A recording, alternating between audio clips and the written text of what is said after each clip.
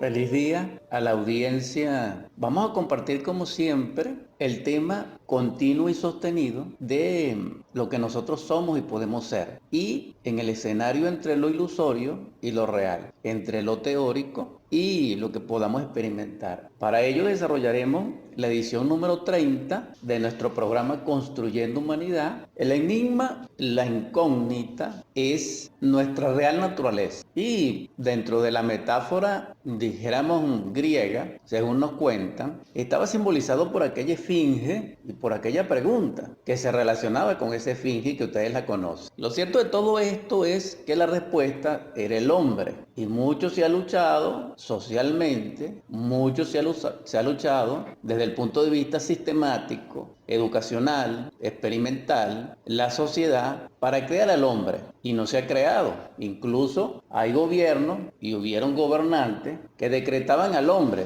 Y no, eso no es posible porque si la naturaleza ni siquiera puede ser el hombre, ¿cómo lo puede hacer un decreto? Esto significa a la audiencia inteligente que me escucha y que tiene posibilidades de analizar y de escucharme sinceramente, es que el hombre está mucho más allá de nuestra concepción, e imaginación y capacidad actual. Porque repito, en sí el objetivo de Construyendo Humanidad es plantearles al hombre celeste de Pablo que mora en ustedes y que pueden edificar dentro de sí y que le pueden dar vida. Pero ustedes tienen actualmente una semilla, igual a mí, y esa semilla no es un hombre, ni siquiera es un bebé. Entonces repito, si la misma naturaleza no hizo al hombre, si está escrito en la Biblia que en el capítulo del Génesis, en dos versículos distintos, se separa lo que es un hombre verdadero a lo que es un animal intelectual o criatura. Es decir, no es igual un hijo amado de Dios, a una criatura. Pero yo no estoy hablando aquí tampoco, dijéramos, de una ceremonia, de que usted pase de criatura a hombre. No, porque si no se puede hacer por decreto, tampoco se puede hacer por transferencia, por un rito. No. Ahora, todo esto es simbólico, sí, pero el asunto es este. Si nosotros analizamos levemente, un hombre es un rey, pero no un rey con corona, no es suficiente, sino un rey que parte de la corona se enseñoree de sí mismo y se enseñoree de la naturaleza. Esto quiere decir que un rey, un hombre verdadero, tiene influencia sobre la naturaleza realmente. Es decir, que puede apaciguar un volcán. Y esto no es una palabra, esto no es una fantasía, no, porque Moisés lo hizo. Entonces, si Moisés hizo eso y no está dando el ejemplo, le estoy hablando de un ejemplo de un hombre verdadero.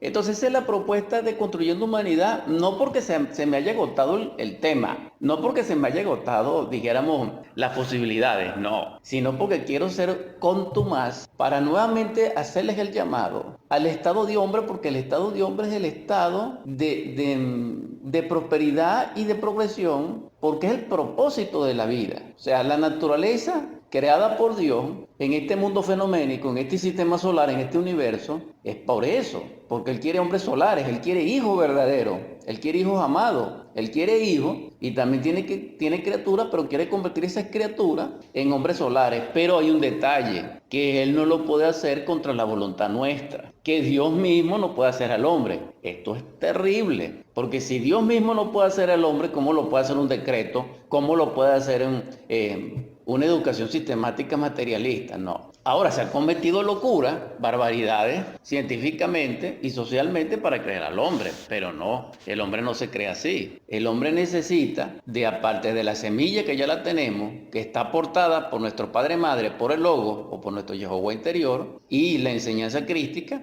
también tenemos la energía crística y aparte de ello tenemos que poner de nuestra parte. ¿Cuál es esa disponibilidad? ¿Cuál es esa disposición? El estado de conciencia de que aún no lo somos. Cuando nosotros comprendemos que no lo somos, que no somos humanos, porque cuando digo hombre digo humano, no estoy hablando de géneros femeninos o masculinos, no, entonces podemos darle disponibilidad al humano dentro de nosotros. Por eso el programa se llama Construyendo Humanidad y que desarrollamos total. Hay algo muy interesante, porque esto está planteado en la Biblia. Está planteado básicamente, o me gusta plantearlo, en la voz y en la palabra de Pablo. Cuando Pablo propone o habla o describe el hombre celeste, el hombre psicológico que viaja a dimensiones superiores del espacio, de la naturaleza y del universo y del cosmos, y que Pablo llama el tercer cielo, el cuarto cielo, etc. Ahora bien, si nosotros analizamos fuera de la Biblia, nosotros podemos observar que actualmente se habla mucho de cuántica y se habla habla mucho de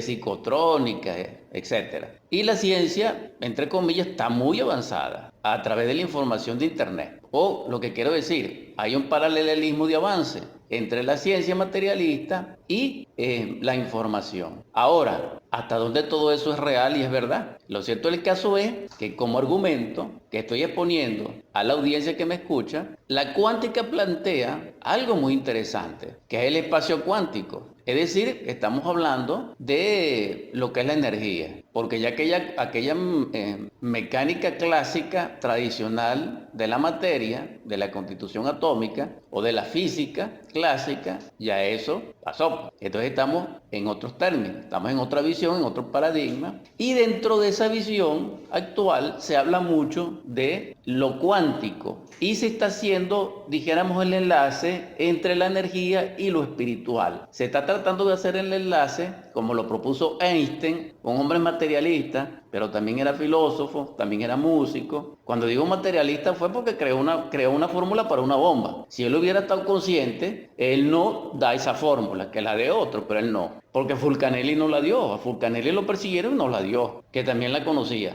Hubieron varios iniciados en aquel momento que conocían esa fórmula y ni siquiera lo pudieron atrapar. Y no se prestaron a eso. El que se prestó a eso fue quien ok, yo no lo voy a condenar ni nada. Pero lo que quiero decir es que si él hubiera estado en un estado superlativo de ser, es decir, que si hubiera sido un hombre verdadero, él no da la fórmula, independientemente de lo que le hagan. Pero cuando él dio la fórmula, demostró que no es un hombre verdadero, pues. Ahora, no estoy contra él. No, estoy aclarando lo que es un hombre verdadero y lo que no es un hombre verdadero. Un hombre verdadero mide las consecuencias en el espacio-tiempo. Pero un animal intelectual no tiene la capacidad de ver ni siquiera la consecuencia unos segundos después de sus acciones. Y por eso es que nosotros hacemos tanto daño a nuestros semejantes. Porque no sabemos vivir con ellos. Porque no le amamos, porque no somos empáticos, porque no somos compasivos, porque no les comprendemos, porque no somos tolerantes. Pero en esa vivencia equivocada, no solamente estamos demostrando que carecemos de humanidad y que no somos humanos, sino que parecemos que no somos el hombre celeste, que no practicamos el evangelio crístico, sino que también señala que estamos muy dormidos de conciencia y que ignoramos lo que somos. Entonces, ¿qué es lo que necesitamos? Comprender este principio cuántico cuando plantea de que, con una visión mucho más allá de lo clásico, de que la conciencia aparece como palabra. Fíjense ustedes, la conciencia es una palabra psicológica, es decir, dentro de la epistemología y dentro de la nociología y dentro de la gnosis, pero no catedrática. Cuando aparece la palabra conciencia, aparece la palabra atención, contemplación e intencionalidad cognitiva. Y al aparecer este sistema de palabras, entonces se enlaza la cuántica con la psicología. Entonces la mayoría de personas científicas, materialistas, que comprenden en sí, en su mente, al menos teóricamente, lo que es la teoría cuántica, lo que es la energía,